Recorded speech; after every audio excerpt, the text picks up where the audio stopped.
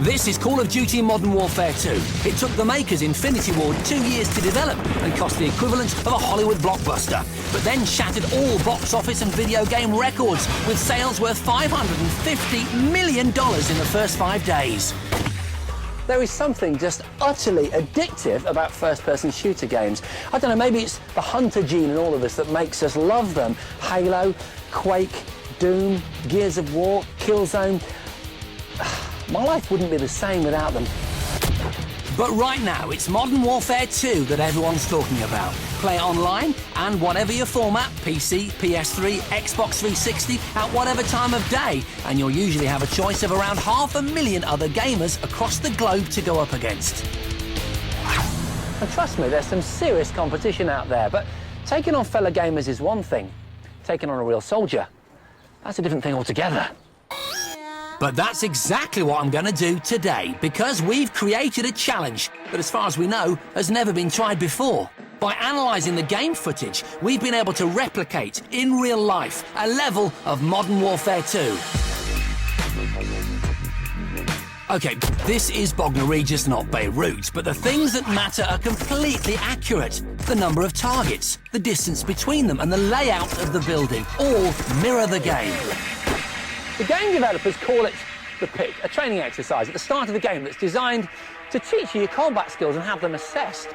The mission is short and sweet. From the start point, there's a 50-metre dash across open ground, into a building and then up a flight of stairs, before you jump back down to ground level for a further 50-metre run to the finish line. Along the way, there are 24 enemy targets, and you've got to hit the lot.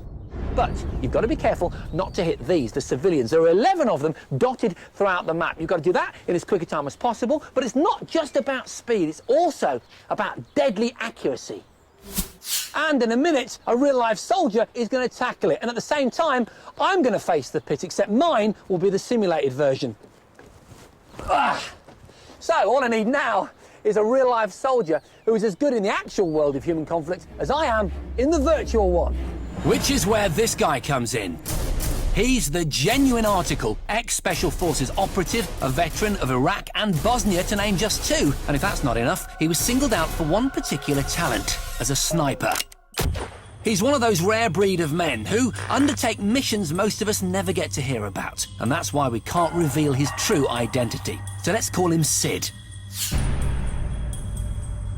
Oh, and that weapon isn't remotely fake either. It's the real deal. And today, it's going to be firing live rounds. It's a semi-automatic Heckler & Koch MP5, a weapon of choice for the SAS. To stand a chance, my choice of equipment had to be equally deadly. So I've specified a big 50-inch screen so that I can feel right in the middle of the action. To this, I've connected an Xbox 360 and controller, equipment I feel comfortable with. And to block out the sound of live gunfire just 30 metres away, I've gone for this soundbar from Yamaha, the YSP 4100. Check it out, in just 1 metre's worth of unit, there's 40 speakers and 2 subwoofers. Hopefully that's to do justice to the game's surround sound. The only thing left to do now was choose my gun, and to ensure we remained on equal terms, I had to go with the same Heckler & Koch semi-automatic that Sid was using. Meanwhile, just across from my tented gaming enclosure, Sid was performing a final weapons check. This was it. We were both armed and set. There would be no going back. We were ready for the ultimate one-on-one first-person frag fest. Oh, I am so nervous, man. My hands are like wobbling. 3, 2, 1... Go. We were off, and immediately adopted different tactics. Sid went straight into a static shooting position, picking off a handful of targets in one go, while I set off immediately, taking my opening shots on the move. With his targets down, Sid was hot on my heels, but halfway round the first part of the course, he stopped again and rapidly took out his remaining enemies. At the same point, I also stopped briefly to take aim at the enemy on top of the building. But... Guys on the building. I'd made a foolish error. By going to the right-hand side of the pit instead of the left, I'd boxed myself in. Getting around the remaining obstacles cost me precious time, and incredibly, Sid beat me to the front of the building by 2 crucial seconds. And his fast, clinical accuracy continued inside.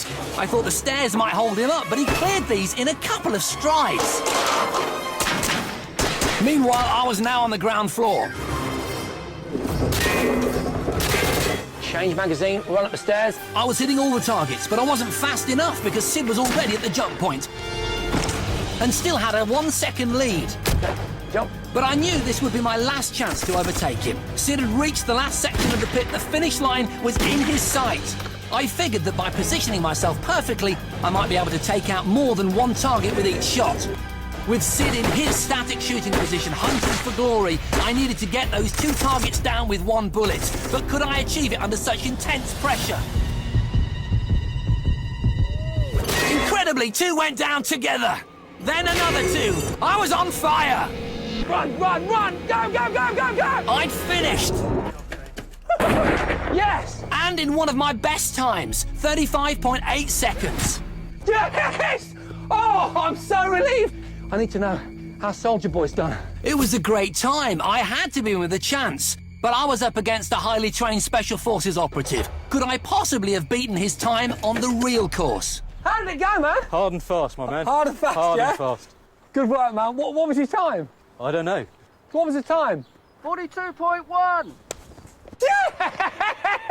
Yay! 35.8! Oh, no. Oh.